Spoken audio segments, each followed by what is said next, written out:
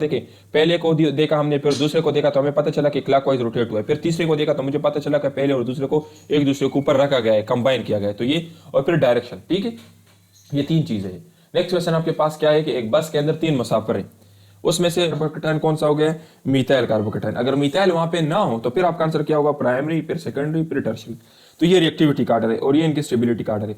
इसके ऊपर एएफएनएस और एएमसी में तकरीबन लास्ट। अस्सलाम वालेकुम डियर स्टूडेंट्स, उम्मीद करता हूं कि आप सब खैरियत से होंगे and welcome to the lion forces academy. Dear students, आज का जो हमारा लेक्चर है आर्मी मेडिकल कॉलेज के ऊपर होने वाला है 2025 का जो इनिशियल टेस्ट है उसके ऊपर मैं इससे पहले तकरीबन 2 लेक्चर्स अपलोड कर चुका हूं। आज हमारा तीसरा लेक्चर है। इस लेक्चर के अंदर हम आपको बताएंगे कि रजिस्ट्रेशन डेट कब अनाउंस होने जा रही है, मींस आपके आर्मी मेडिकल कॉलेज का टेस्ट कब होंगे और उसकी रजिस्ट्रेशन कब होगी, टेस्ट का पैटर्न क्या होगा, टेस्ट में कितने क्वेश्चन होंगे और उसके लिए आपको कितना टाइम दिया जाएगा। मोस्ट रिपीटेड क्वेश्चन 2024 के जो मोस्ट रिपीटेड क्वेश्चन है जो बार बार इनिशियल टेस्ट में आए थे वो इस वीडियो के अंदर हमने सॉल्व किए हैं, वर्बल के भी क्वेश्चंस, नॉन वर्बल के भी क्वेश्चंस और एकेडमिक के भी क्वेश्चंस। तो ये वीडियो एंड तक देखें ताकि आपको आइडिया हो जाए कि टेस्ट में क्वेश्चंस किस तरीके से आते हैं और ये क्वेश्चंस जिस एंगल से हमने सॉल्व किया है तो इंशाल्लाह यकीन से इस वीडियो से आपके टेस्ट में 2 से 3 क्वेश्चंस लाजमी होंगे। बाकी हमारा जो टेस्ट पासिंग गारंटीड कोर्स है तो उससे रिलेटेड भी हम आपको गाइड करेंगे। तो अगर आप लोगों ने अभी तक वीडियो को लाइक नहीं किया, लाजमी लाइक करें, इसको दोस्तों के साथ शेयर करें और चैनल को लाजमी सब्सक्राइब करें ताकि तमाम वीडियोस की नोटिफिकेशन आपको मिलती रहे। आर्मी मेडिकल कॉलेज की बाकायदा हमने अपने यूट्यूब चैनल पे क्लासेस स्टार्ट कर दिए हैं। हर नेक्स्ट डे दूसरे दिन बाद हम आपके लिए न्यू क्लास अपने यूट्यूब चैनल पे अपलोड करते रहेंगे। तो चले स्टार्ट करते हैं आज का अपना। सो डियर स्टूडेंट्स, जो रजिस्ट्रेशन की एक्सपेक्टेड डेट है, अगर आप देखें यहाँ पर मैंने लास्ट ईयर की एडवर्टाइजमेंट शेयर की है। 2024 में 26 जून को रजिस्ट्रेशन अनाउंस हुई थी, 26 जून को रजिस्ट्रेशन आई थी, ठीक है, और 21 जुलाई तक रजिस्ट्रेशन थी। क्योंकि इस बार पाकिस्तान आर्मी में जितने भी कोर्सेज आ रहे हैं सारे अपने टाइम से 15 से 20 दिन पहले आ रहे हैं, तो एक्सपेक्टेड यही है कि इस बार 2025 में जो रजिस्ट्रेशन है वो 1 जून को आ जाए। तो लेट सपोज अगर 1 जून को रजिस्ट्रेशन आ जाती है तो 1 जुलाई तक रजिस्ट्रेशन होगी, ठीक है, और फिर तकरीबन 5-6 जुलाई से आपकी इनिशियल टेस्ट स्टार्ट हो जाएंगे। तो आप लोगों ने अपने जहन में क्या रखना है, आप लोगों ने मिड ऑफ जून आप लोगों ने अपनी तैयारी 15 जून तक कंप्लीट करनी है। 15 जून तक आपकी तैयारी कंप्लीट होनी चाहिए और इंशाल्लाह जो हमारे क्लासेस है जो ऑनलाइन अभी स्टार्ट कर रहे हैं, 1-2 दिन के अंदर अपना न्यू बेस स्टार्ट कर रहे हैं, आप उसको ज्वाइन कर ले। हम आपको कंप्लीट टेस्ट पासिंग गारंटीड तैयारी करवा देंगे। आपके टेस्ट से पहले पहले आपकी तमाम तैयारी भी हो जाएगी, प्रैक्टिस टेस्ट भी आपको प्रोवाइड करेंगे, अपने नोट्स भी आपको देंगे। हमारे नोट्स भी आपको पता है बेहतरीन किस्म के नोट्स है जिसके अंदर सब कुछ अवेलेबल है। बाकी आपको अपना पूरा बुक कवर करने की जरूरत नहीं है, जस्ट ये नोट्स कर ले, ये आपके लिए मोर देन इनफ है। सो डियर स्टूडेंट, टेस्ट का पैटर्न मैं आपको बताता जाऊं। आपके टेस्ट के अंदर 3 पोर्शंस होते हैं, ठीक है। यहाँ पर मैंने दिए हैं वर्बल, नॉन वर्बल और एकेडमिक। तो आपके टेस्ट के अंदर वर्बल के 84 क्वेश्चंस होंगे और 30 मिनट्स का टाइम दिया जाएगा। नॉन वर्बल के 64 क्वेश्चंस होंगे और 30 मिनट्स का टाइम आपको दिया जाएगा। उसके बाद एकेडमिक के 50 क्वेश्चंस होंगे और आपको 30 मिनट्स का टाइम दिया जाएगा। अभी यहाँ पर देखिए इसकी इंपॉर्टेंस क्या है। जो वर्बल नॉन वर्बल पोर्शन है तो यहाँ पर टाइम मैनेजमेंट बहुत जरूरी होता है क्योंकि यहाँ पर क्वेश्चन ज्यादा है, टाइम कम है और हर क्वेश्चन को सॉल्व करने में टाइम लगता है और ना आपके पास पेज होता है ना बल पॉइंट। तो यहाँ पर टाइम मैनेजमेंट बहुत जरूरी है। यहाँ पर आपने कम टाइम में ज्यादा से ज्यादा क्वेश्चंस ठीक तरह से सॉल्व करने होते हैं, सिर्फ सॉल्व करने नहीं है, ठीक तरह से सॉल्व करने। उसके लिए आपको ट्रिक्स आने चाहिए और यही ट्रिक्स हम अपने क्लासेस के अंदर आपको पढ़ाते हैं। इस वीडियो के अंदर भी कुछ क्वेश्चंस मैंने सॉल्व किए हैं, उनके शॉर्टकट ट्रिक्स भी आपको सिखाऊंगा। आप देख ले, अगर आपको पसंद आ जाते हैं तो ये हमारा कंप्लीट कोर्स है, आप हमारे पर ज्वाइन कर सकते हो। जिन्होंने हमारे पेड कोर्स को ज्वाइन किया है तो आप तो एंजॉय करें। उसके बाद देखिए एकेडमिक है। तो एकेडमिक में मेन चीज ये है डियर स्टूडेंट्स कि अभी देखिए आपके 2 सालों का कोर्स है। अगर आप अपने फर्स्ट ईयर सेकंड ईयर के चैप्टर्स काउंट कर ले तकरीबन 100 से ज्यादा चैप्टर्स बनते हैं।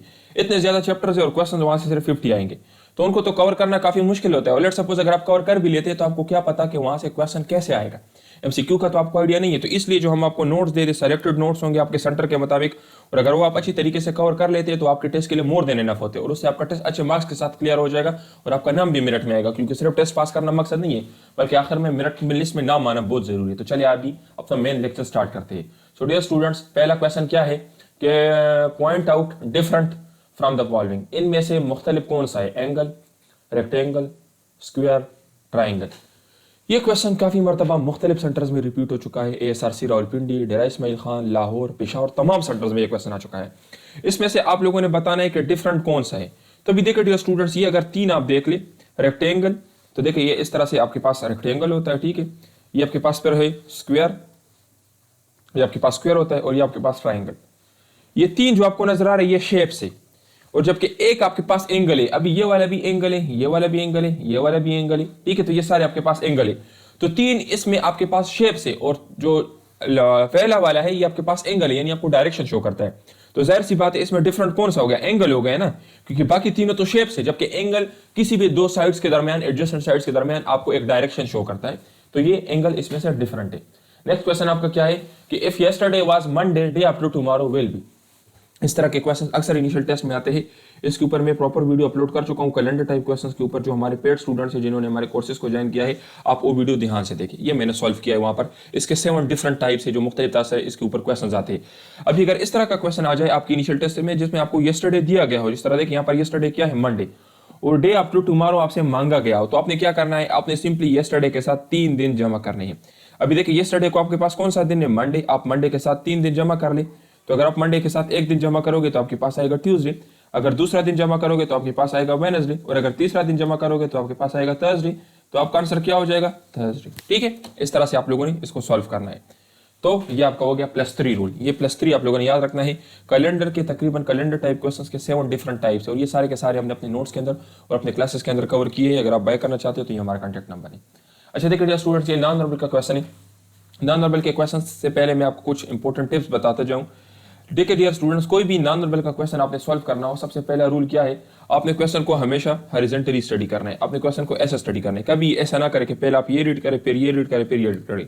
अगर इस तरह से करोगे तो आपका क्वेश्चन गलत हो सकता है। ठीक है, रूल यही है कि आप लोगों ने ऐसे हॉरिजॉन्टली क्वेश्चन को स्टडी करना है। तो पहला रूल क्या है, हॉरिजॉन्टल। आप लोगों ने क्वेश्चन को हॉरिजॉन्टल स्टडी करना है, कभी भी वर्टिकली स्टडी ना करें। दूसरा क्या है, आप लोगों ने चेंज को डिटेक्ट करना होता है। अभी देखें, अगर मैं यहां से यहां आ जाऊं तो मैंने ये देखना है कि क्या चेंज आया है इसमें, और फिर अगर मैं यहां से यहां आ जाऊं तो मैंने ये देखना है कि अभी क्या चेंज आया है। आप लोगों ने चेंज को देखना है, और फिर आप लोगों ने डायरेक्शन को देखना है कि लेट सपोज जो चेंज आ रहा है किस डायरेक्शन में आ रहा है। अभी मैं इसको सॉल्व करके आपको समझाता हूं, आपको पता चल जाएगा। देखिए पहला रूल मैंने क्या बताया, हमने इस लाइन को स्टडी करना है, पहले वाले को। ठीक है, अभी इसमें क्या किया गया है, ये वाला शेप है तो इसको रोटेट किया गया। यहाँ पर देखिए, यहाँ पर इसको रोटेट किया गया है ना, कैसे, इस तरह से रोटेट किया गया, तो ये हो गया। फिर यहाँ पे क्या किया गया है, इन दोनों को एक दूसरे के ऊपर मिलाया गया है। लेट सपोज ये वाला शेप है तो ये यहाँ पे आ गया है, और ये वाला शेप है ये यहाँ पे आ गया, तो ये शेप आपके पास बन गया। ये बात तो हमें क्लियर है। इट मीन्स कि दूसरे वाले में शेप को रोटेट किया गया है, क्लॉकवाइज रोटेट किया गया, इस तरह से रोटेट किया गया है। क्योंकि देखिए पहले में इस तरह से है ना, तो दूसरे में इसको रोटेट किया गया, तो ये देखिए इस तरह से रोटेट हुए, तो देखिए इस तरह से बन गया है। तो पहले में आपको जो दूसरा शेप चेंज है उसमें रोटेशन होगी, और तीसरे में पहले और दूसरे को कंबाइन किया गया है। टाइम बचाने के लिए दूसरा लाइन पढ़ने की जरूरत ही नहीं है, क्योंकि हमने कम टाइम में क्वेश्चन सॉल्व करने हैं। फिर यहाँ पे आ जाए तो देखिए यहाँ पे भी सेम रूल है। दूसरे वाले में पहले शेप को क्लॉकवाइज रोटेट किया गया है। अभी तीसरे में हमने क्या करना है, इस वाले को उठाकर इसके ऊपर रखना है। तो देखिए मैं बना लेता हूँ। लेट सपोज अगर मैं ये बना लूँ यहाँ पे तो ऐसे हो जाएगा, और अगर ये बनाऊँ तो ऐसे हो जाएगा, और ये वाला शेप, तो इट मीन्स कि मेरा शेप कुछ इस तरह से आएगा ना, मेरा शेप कुछ इस तरह से आएगा ना, कुछ इस तरह से मेरा शेप आएगा। तो देखिए अभी यहाँ पर आपका शेप कौन सा बनता है, ये वाला आपका शेप बनता है ना, तो ये आपका आंसर हो गया। तो इस तरह से हमने क्वेश्चंस को स्टडी करना है। पहले हमने हॉरिजॉन्टली स्टडी करना है, चेंज को देखना है कि चेंज किस तरीके से, जिस तरह यहाँ पर देखिए पहले को देखा हमने, फिर दूसरे को देखा तो हमें पता चला कि क्लॉकवाइज रोटेट हुआ है, फिर तीसरे को देखा तो मुझे पता चला कि पहले और दूसरे को एक दूसरे के ऊपर रखा गया है, कंबाइन किया गया है, तो ये, और फिर डायरेक्शन। ठीक है, ये 3 चीजें हैं।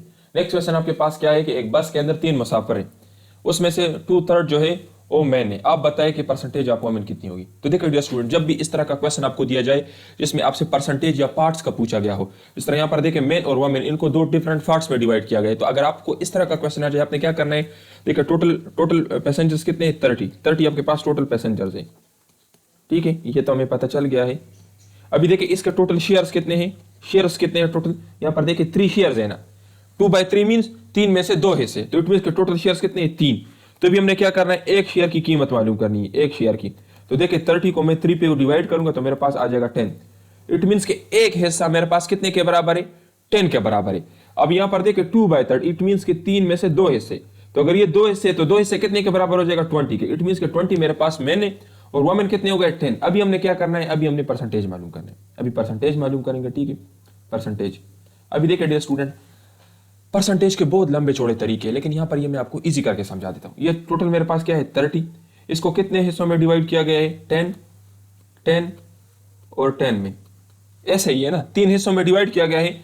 तो आपके पास अगर 30 टोटल 100% बनता है, तो हर एक हिस्सा जिसको 3 हिस्सों में डिवाइड किया, ये कितना बनेगा, 33.3% बनेगा ना। ये भी 33.3%, ये भी 33.3%, और ये भी 33.3%। तो आप मुझे बताए वुमेन टोटल कितने, 10, तो उनका परसेंटेज कितना होगा, 33.3%। मेल कितने हैं 20, तो उनका परसेंटेज कितना होगा, इन दोनों को जमा करें तो ये आपके पास आ जाएगा 66.6%। तो अगर आपसे पूछे कि वुमेन का परसेंटेज कितना है तो 33.3%, और अगर आपसे पूछे कि मैन का परसेंटेज कितना है तो 66.6%। ये हमने इस तरह से डायरेक्ट सॉल्व करनी है। बाकी परसेंटेज का अपना तरीका है लंबा चौड़ा, लेकिन वो आपके ना वहाँ पे काम आएगा और वहाँ पे वो आपका टाइम ज़ाया करेगा, क्योंकि वो कैलकुलेटर वो चीज़ उसमें अलाउड होती है। तो अगर इस तरह का क्वेश्चन आ जाए, इसमें आपने क्या करना है, पहले आपने शेयर मालूम करना है एक वैल्यू की, फिर अगर लेट सपोज यहाँ पर इनकी 2 है तो 2 का भी आपको पता चल गया, इनका 1 है तो 1 का भी आपको पता चल गया, फिर परसेंटेज मालूम करना इंतहाई आसान है। आगे मैं आपको परसेंटेज के और भी तरीके बताऊंगा, और परसेंटेज के ऊपर मैंने प्रॉपर वीडियो बनाई अपने पेड कोर्स के अंदर हमारी अवेलेबल है, जिसमें मैंने मुख्तलिफ तरह के क्वेश्चन सॉल्व किए हैं परसेंटेज के, जिसकी मदद से आप कोई भी क्वेश्चन 2 से 3 सेकंड में सॉल्व कर सकते हो। उसके अंदर ट्रिक्स भी मैंने सिखाया है, ठीक है। नेक्स्ट आपका क्वेश्चन क्या है, यहाँ पे भी देखें इस तरह से हमने क्वेश्चन को स्टडी करना है।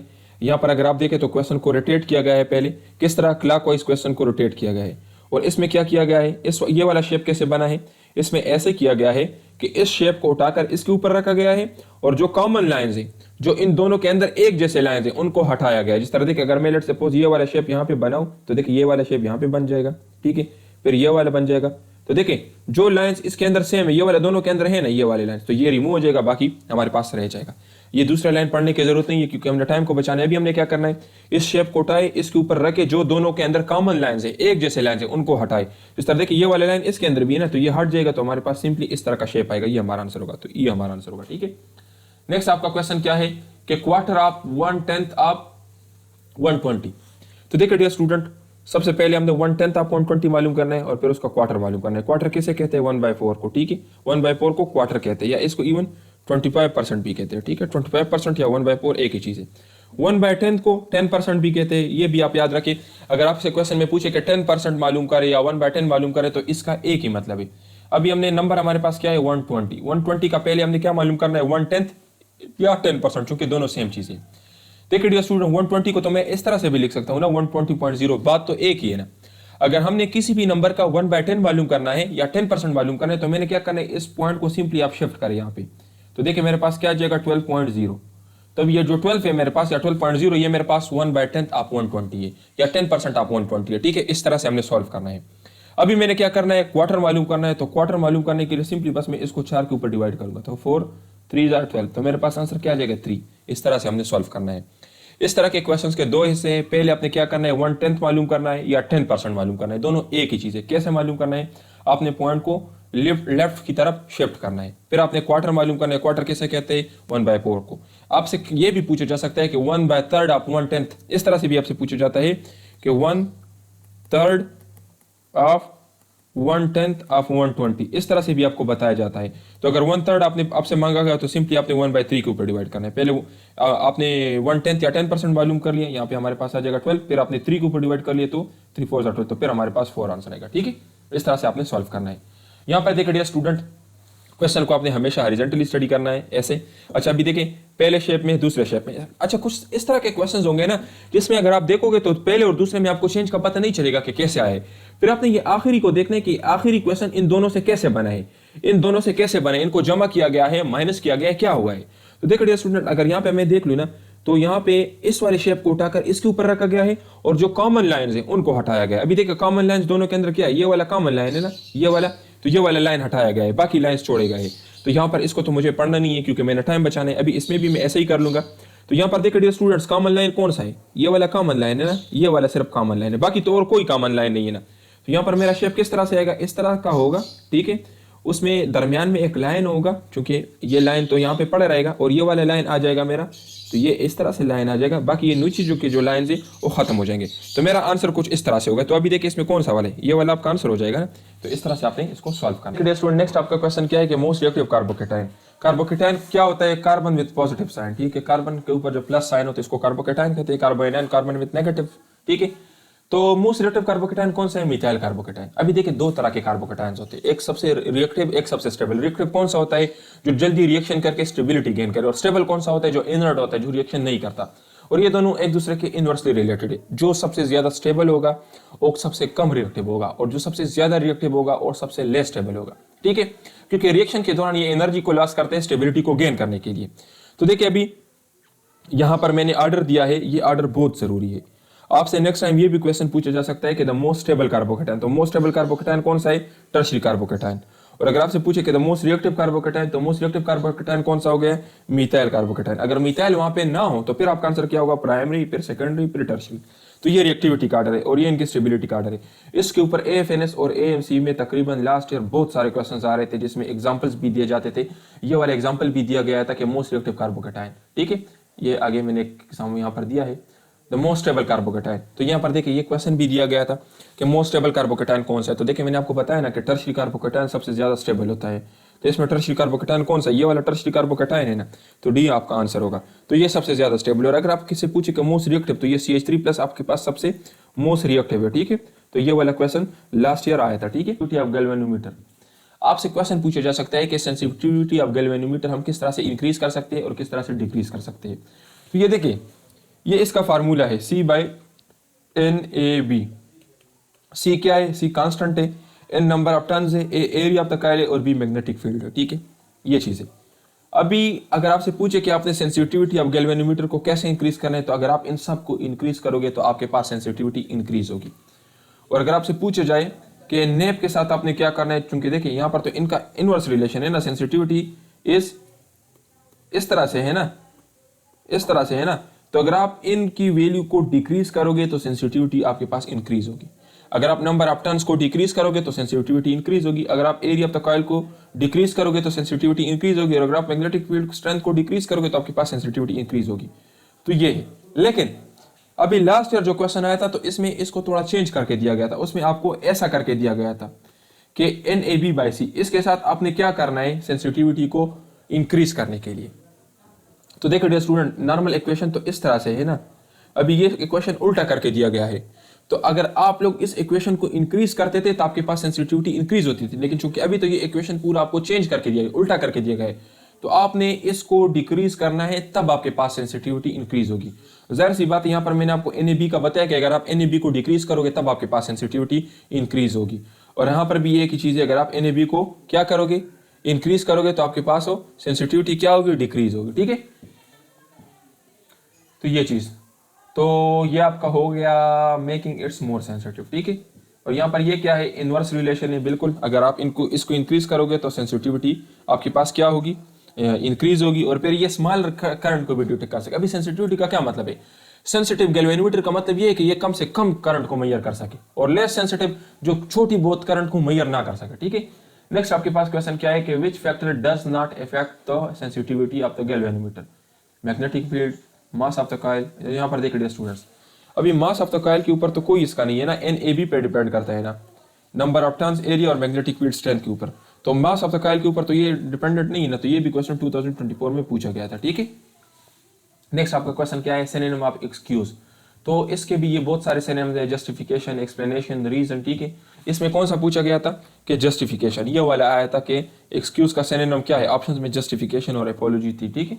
तो ये चीजें आपसे पूछी जा सकती है। नेक्स्ट आपका क्वेश्चन क्या है कि एसिडिटी ऑर्डर, इनमें से सबसे ज्यादा एसिडिक कौन सा है, कार्बोक्सिलिक एसिड, फिनोल और अल्कोहल में सबसे ज्यादा एसिडिक कौन है और क्यों है, ये क्वेश्चन भी पूछा गया था। तो आपने एसिडिटी के ऑर्डर को याद रखना है। सबसे पहले कार्बोक्सिलिक एसिड है, ठीक है, यहाँ पर देखिए मैंने ऑर्डर दिया है, फिर फिनोल है और फिर अल्कोहल है। तो आपसे ये भी क्वेश्चन पूछा जा सकता है कि why phenol is more acidic than alcohol, या why carboxylic acid is more acidic than phenol. तो ये आपसे पूछा जा सकता है। 2024 में ये वाला ऑर्डर पूछा गया था कि मोस्ट एसिडिक, तो आपका आंसर क्या होगा, कार्बोक्सिलिक एसिड। कोई भी कार्बोक्सिलिक एसिड आपको दिया जा सकता है, CH3COOH, इस तरह से कोई भी आपको दिया जा सकता है। तो ये नहीं कि बस सिर्फ आपको कार्बोक्सिलिक एसिड याद और आपको ये पता ना हो कि अभी कार्बोक्सिलिक एसिड का फार्मूला क्या है, ठीक है। यहाँ पर देखिए स्टूडेंट, इसके अंदर रेजोनेंस होता है जो कि इसके स्ट्रक्चर को स्टेबलाइज करते हैं, तो इसलिए ये सबसे ज्यादा एसिडिक है। Carboxylic acid are more acidic due to, तो आपका आंसर होगा रेजोनेंस। फिनोल क्यों, क्योंकि इसमें नेगेटिव चार्ज जो है ऑक्सीजन के ऊपर लोकलाइज होता है, ठीक है। अच्छा देखिए, और ये क्यों, क्योंकि ये इसके अंदर रेजोनेंस का स्ट्रक्चर नहीं होता, तो दोबारा से रिएक्शन करके, तो इसलिए ये इतने ज्यादा एसिडिक नहीं है। यहाँ पर ये देखिए, which compound is most acidic, तो ये वाला क्वेश्चन लास्ट टाइम आया था, इथेनॉल, फिनोल, एसिटिक एसिड। तो डियर स्टूडेंट, एसिटिक एसिड क्या है, कार्बोक्सिलिक एसिड है ना, और ये मीथेनॉल, ये भी अल्कोहल है, ये भी अल्कोहल है, ठीक है। तो ये आपका आंसर हो जाएगा। अभी आप मुझे ये बताएं कि इथेनॉल, ये आपका असाइनमेंट है, मुझे आपने बताना है, और मीथेनॉल में कौन सा सबसे ज्यादा एसिडिक है, ये आपका असाइनमेंट है। इसी तरीके से आप लोग ये चेक कर ले कि एसिटिक एसिड में अगर आप कार्बन की स्ट्रेंथ को इंक्रीज करोगे तो एसिडिटी इंक्रीज होगी या डिक्रीज होगी। इसी तरीके से पिनोल के साथ अगर साइड ग्रुप्स अटैच होंगे तो आपके पास एसिडिटी इंक्रीज होगी या डिक्रीज होगी। ये आपका असाइनमेंट है। इस तरह से क्वेश्चन आपसे पूछे जाते हैं। नेक्स्ट आपका क्या है कि he is a minor name. ये आपको बताया गया है कि ये क्या है, ग्रामर पॉइंट ऑफ व्यू से ये क्या है। तो यहाँ पर देखिए मैंने इसकी ब्रेकडाउन की हुई है। ही क्या है, प्रोनाउन है, ठीक है, सब्जेक्ट या प्रोनाउन है। इस क्या है, हेल्पिंग वर्ब है या लिंकिंग वर्ब है। ए आपके पास इनडिफिनिट आर्टिकल है और डिफिनिट क्या है, दी। डिफिनिट आर्टिकल क्या है, दी, ठीक है। इसके बाद आपके पास मेजरली क्या है, एडजेक्टिव है, जो कि किस चीज को डिस्क्राइब कर रहा है, मैन को डिस्क्राइब कर रहा है, उसकी तारीफ कर रहा है या उसकी तारीफ तो नहीं कह सकते लेकिन उसको डिफाइन कर रहा है, ठीक है। तो ये आपका हो गया। फिर उसके बाद मैन क्या, एक नाउन है। तो ये इसका ब्रेकडाउन है। तो जब भी इस तरह का आपको दिया जाए, आपने प्रैक्टिस में इस तरह की ब्रेकडाउन करनी है ताकि आपको पूरे सेंटेंस का पता हो कि इस सेंटेंस में कौन सा वर्ड क्या क्या चीज है, ठीक है। ऐसे देखें, he is very good man, very क्या है, तो देखिए ही इसके अंदर आपके पास क्या है, प्रोनाउन है, इज हेल्पिंग वर्ब है, ए आर्टिकल है, वेरी एडवर्ब है, क्योंकि ये एडजेक्टिव के साथ कुछ ना कुछ चीज ऐड कर रहा है, मॉडिफाई कर रहा है उसको, ठीक है। और ये गुड आपके पास क्या है, ये एडजेक्टिव है और बॉय आपके पास नाउन है, ठीक है। डियर स्टूडेंट्स, अगर आप हमारे टेस्ट पासिंग गारंटीड कोर्स को बाय करना चाहते हैं तो हमारे पास अवेलेबल है। इसके अंदर हम आपको प्रोवाइड करेंगे वर्बल के लेक्चर्स, वर्बल की 30 टाइप्स के ऊपर हमने लेक्चर्स एक्सप्लेन किए हैं। जिस तरह अभी मैंने आपको वर्बल के कुछ टाइप्स पढ़ा, इसी तरह से हमने वर्बल के ऊपर लेक्चर्स लिए हैं जिसमें शॉर्टकट ट्रिक्स हमने आपको समझा है। नॉन वर्बल के ऊपर हमने लेक्चर्स दिए हैं जिसमें नॉन वर्बल की तमाम टाइप्स हमने एक्सप्लेन किए हैं A to Z, ठीक है। इसी तरीके से हम आपको वर्बल और नॉन वर्बल के नोट्स प्रोवाइड करेंगे। टोटल 250 क्वेश्चंस होंगे। अगर आप उन 250 क्वेश्चंस को कवर कर लेते हैं तो उसी से आपके टेस्ट के अंदर क्वेश्चंस आएंगे। कंप्लीट एकेडमिक कवर करेंगे। जिस तरह यहाँ पर मैंने एक प्रॉपर लेक्चर लिया है, आपको समझाया है, इसी तरीके से प्रॉपर लेक्चर्स लेंगे। A to Z आपको गाइड करेंगे और आपके सेंटर के मुताबिक आपको नोट्स देंगे ताकि आप उसको कम से कम टाइम में कवर कर सके। और प्रैक्टिस टेस्ट भी आपको प्रोवाइड करेंगे ताकि आपको आइडिया हो कि टेस्ट मैंने किस तरीके से देना है। टीचर सपोर्ट आपको मिलेगा। आपको अगर किसी चीज़ की समझ नहीं आई तो आप हमारे टीचर से पूछ सकते हो, आपको गाइड करेगा। अगर आप हमारा ये कोर्स बाय करना चाहते हो तो अभी इसके ऊपर हमने डिस्काउंट लगाया हुआ है, आपको 8000 का मिलेगा, ठीक है डियर स्टूडेंट्स। और टेस्ट आपका इससे गारंटी के साथ क्लियर होगा। ये अभी हम 2 से 3 दिन में अपना ये कोर्स स्टार्ट करने जा रहे हैं। सो डियर स्टूडेंट्स, ये हमारे कंप्लीट सेट्स आप नोट्स से देखिए, ये 4 सेट्स आपको मिलेंगे। AMC के कंप्लीट नोट्स होंगे, ठीक है, जिसमें पास पेपर्स है और आपके पास एकेडमिक, ये OPI इनका एक पर्सनालिटी टेस्ट होता है, नॉन वर्बल के क्वेश्चंस और ये वर्बल के क्वेश्चन, एक पर्सनालिटी टेस्ट भी आपका होता है, ठीक है। ये हमारा रिजल्ट है, आप चेक कर सकते हैं। हमारे स्टूडेंट्स हमारे बारे में क्या कह रहे हैं, आप उनके रिजल्ट चेक कर सकते हैं। ये देखिए मंसूर हमारे स्टूडेंट्स है, ये अली हमारे स्टूडेंट्स है, इसी तरीके से ये हारून हमारे स्टूडेंट्स है, ये भी हमारे स्टूडेंट्स है, आप चेक कर सकते हैं। बाकी ये देखिए, ये फैसलाबाद से हारून ने अपना टेस्ट क्लियर किया है। ये देखिए, ये भी हमारे स्टूडेंट्स है, मऊज़। इसी तरीके से ये समी हमारा स्टूडेंट है। इसी तरीके से ये मऊज़ हमारे बारे में क्या कह रहे हैं, सर ने सारे किए हुए थे, इन्होंने हमारे क्लासेस को ज्वाइन किया था। ये गुलाम हमारे स्टूडेंट्स है, ये फरकान हमारे स्टूडेंट्स हैं। इसी तरीके से ये हुज़ैफ़ा हमारे स्टूडेंट है और ये हमारे बारे में क्या कह रहे हैं, इन्होंने स्टूडेंट से पूछा था। मैक्सिमम क्वेश्चंस वही आते हैं जो हम आपको देंगे। हमारी एकेडमी पाकिस्तान की सबसे बड़ी और सबसे पहली और सिंगल एकेडमी है जो AMC की तैयारी करवाती है। बाकी किसी फोर्सेज एकेडमी को ये पता नहीं होता, क्योंकि हम खुद डॉक्टर्स हैं तो हम बेहतर जानते हैं कि कैसे आपको तैयारी करवानी है और हम खुद ये टेस्ट क्लियर कर चुके हैं। हमारे रिजल्ट से आप चेक कर सकते हैं। और भी बहुत सारे हैं, ये देखिए, ये सिमिली और मेटाफोर, ये पर्सनिफिकेशन, ये सारे इनके क्वेश्चंस हैं। गाइस टेस्ट नोट से था मोस्टली और नॉन वर्बल बहुत हार्ड थे, सो बी प्रिपेयर, ठीक है। ये देखिए, ये हमारे बारे में हमारे स्टूडेंट्स क्या कह रहे हैं। ये फरहान हमारे स्टूडेंट है, ये काशान हमारे स्टूडेंट है, ये आप चेक कर लें, ये उनके कमेंट्स है। ये शफकत हमारे स्टूडेंट है। बाकी और भी बहुत सारे, तकरीबन 250 से ज़्यादा हमारे स्टूडेंट्स टेस्ट क्लियर कर चुके हैं। सारे के रिजल्ट दिखाना तो काफ़ी लेंथी हो जाएगी वीडियो। सो डियर स्टूडेंट्स, वीडियो को लाजमी लाइक करें, सब्सक्राइब करें, अपना बहुत ख्याल रखें। वस्सलाम।